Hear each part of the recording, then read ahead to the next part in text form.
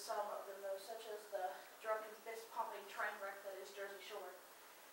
I was always more attracted to science fiction growing up. I loved films like Star Wars and Indiana Jones, stuff like that.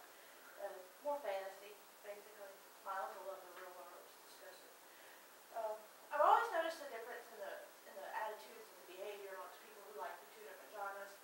I noticed that sci-fi nerds were more dedicated to morals and were prouder of things. And people who watched reality shows thought that the behavior that they saw on these shows were okay and acceptable in society, which led to the hookup culture.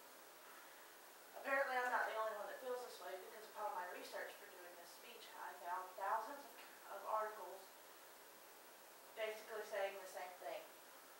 Science fiction may be more beneficial to the youth culture because of the strong morals that are portrayed, obviously, in the main characters.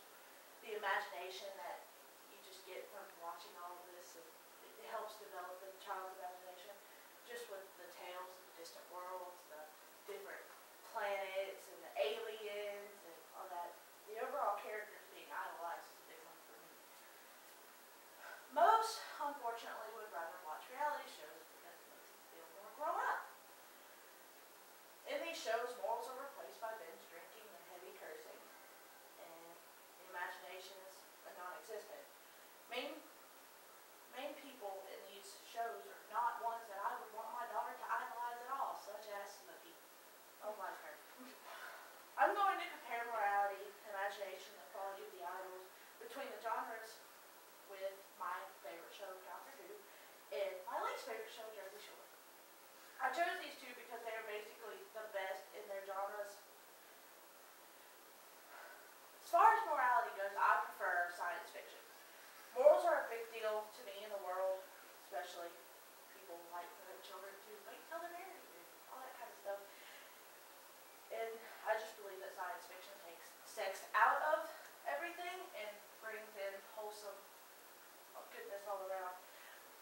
By loading Doctor Who with gritty questions and awkward queries, the moral lens helps to take the series beyond the limits of two-dimensional action-adventure into realms of timeless folklore and myths, said Jess Strickland, who wrote on his article on his website, basically stating that there are two ways to view morality in everything, with real life or with science fiction, whether this was right or this was wrong.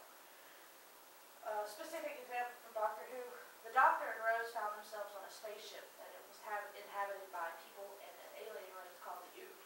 The Ood began to become infected and kill people, and the Doctor had two choices. He could either let everybody die and he and Rose escape, or he could save as many people as possible and kill the Ood. Unfortunately, he was not able to save all the people, and the Ood did die, but the decision plagued him. But was his decision right?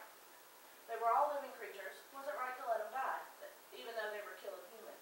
We know it's wrong to kill, so most would say yes, because you're receiving discipline for your punishment or for your actions. The Doctor struggled with ethics throughout his travel.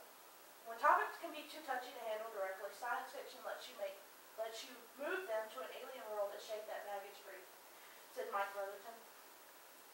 So I ask you, what's plaguing Snooki and JWoww's mind? Where they're going to get their next drink, or who else they're going to hook up with? Jersey Shore has been linked to creating what is called the hookup culture in our teen society. Perhaps unsurprisingly, the hookup culture is not only alive and well on Jersey Shore, it's not clear what would fuel the narrative of the show out of it, Charles Casey said. Have we accepted the hookup culture? My next point is the imagination. Where's the imagination in a reality show? The Doctor travels time and space in his TARDIS, meets aliens and various people. Why do we get pleasure from the imagination? Isn't it odd that toddlers enjoy pretense and that children and adults are moved by stories? Said Paul Bloom. The Doctor cried, devastated with everything that had happened to him. I know myself that I was moved by many of the stories. I've cried heavily throughout sci-fi. Frequently, Jersey Shore shows the cast in a club, fist pumping, barely audible, they all drunk, trying to hook up with an ex-patron they can, bar skanks as they call them. Nothing is private in their lives. Everything is out in the open. Adia Joff wrote an article on a man who killed himself after his whole life was picked apart. There's no imagination to any of this. This man's life. He went bankrupt. People in the articles picked him apart. He hung himself in his bathroom. There's no stopping any bad things from happening to people. And unfortunately, adolescents are very influenced by pop culture and what they see on television. So,